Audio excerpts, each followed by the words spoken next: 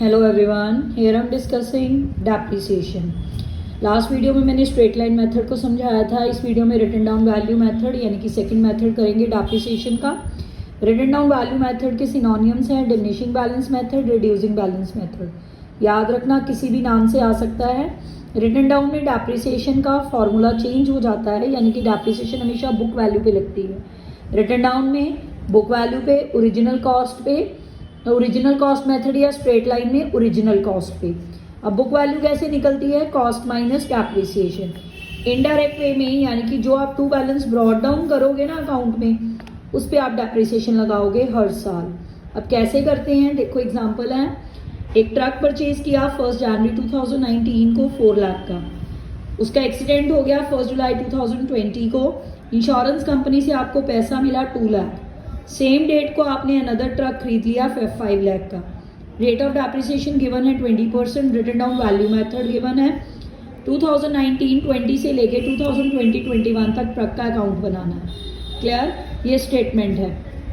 अब आप क्वेश्चन कैसे करोगे? जब भी आप क्वेश्चन शुरू करो, सबसे पहले ऊपर मेथड का नाम लिखा करो, रेट लिख लिया करो, फिर हेडर डालो ट्रक अकाउंट। ठीक है?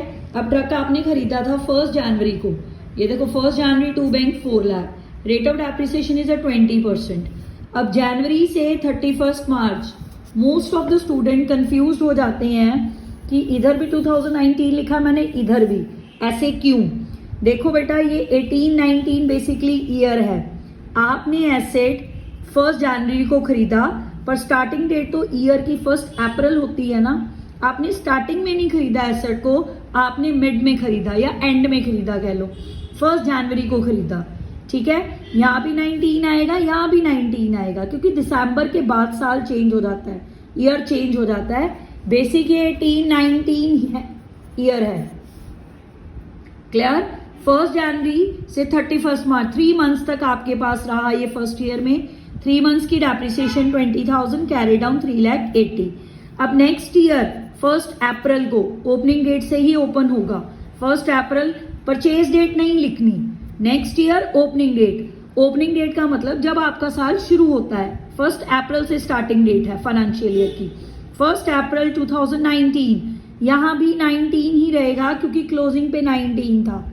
ठीक है? नेक्स्ट ओपनिंग में भी वही रहता है। Clear? To balance brought down 3,80,000।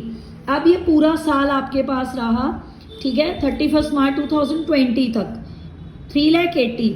अब डेप्रिसिएशन 4 लाख पे नहीं लगानी, ये आपकी बुक वैल्यू आ गई। Cost minus depreciation, this is your book value. Balance brought down या बुक वैल्यू एक ही वर्ड, एक सेम है इनका मतलब।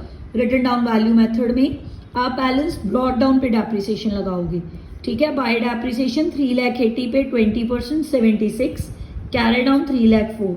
नेक्स्ट ईयर ब्रॉड डाउन करो।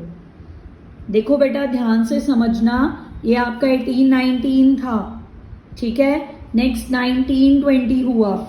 अब देखो, आपके ट्रक का एक्सीडेंट 1 जुलाई 2020 को हुआ था।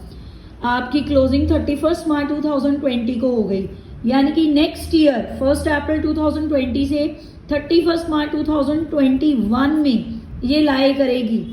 ये आपकी सेल, ये एक तरह की इंश्योरेंस कंपनी ने आपको जो क्लेम दिया है, आपका ट्रक जो डिस्ट्रॉय हो गया है 1 जुलाई को, ये 3rd ईयर में लाई करेगी, क्योंकि 31 मार्च 2020 के बाद 1 जुलाई 20 आएगा। ठीक है?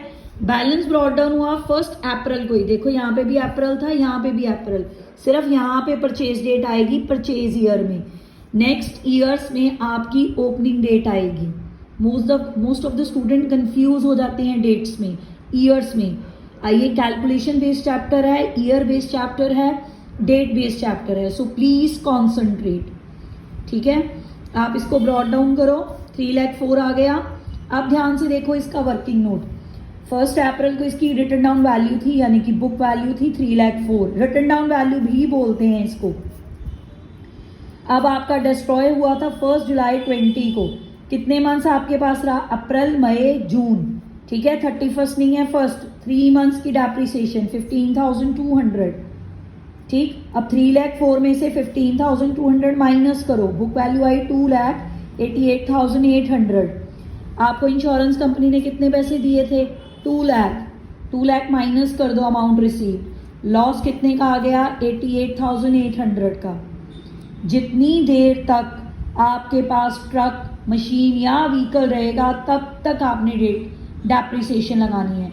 डेट ऑफ परचेज से लेके डेट ऑफ सेल कह लो या डेट ऑफ डिस्ट्रक्शन कह लो, ठीक है, उतनी देर तक की आपने उस पर डेप्रिसिएशन लगानी है, फिर प्रॉफिट एंड लॉस निकलेगा।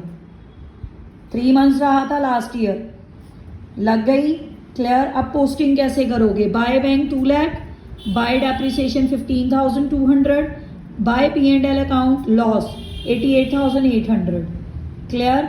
सेम डेट को आपने अनदर ट्रक खरीदा था 5 लाख का, क्लियर। अब ये देखो जुलाई से मार्च कितने मंथ्स बन गए? 9 मंथ्स। 5 लाख 20%, 9 मंथ्स, 75,000 डेप्रिसिएशन आ गई इसकी।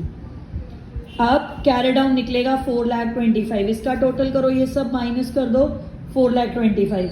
वैसे भी आप क्लियरली भी निकाल सकते हो, ये एसेट तो आपका डिस्ट्रॉय ही हो गया। रिमेनिंग क्या बचा? 5 लाख, इसकी डेप्रिसिएशन 75 माइनस करो, 4 लाख 25 बैलेंस है, क्योंकि ये तो ट्रक डिस्ट्रॉय हो गया था, ठीक है, क्लियर। रिटर्न डाउन पे depreciation, return down value method पे डेप्रिसिएशन बैलेंस ब्रॉट डाउन पे लगाते हैं।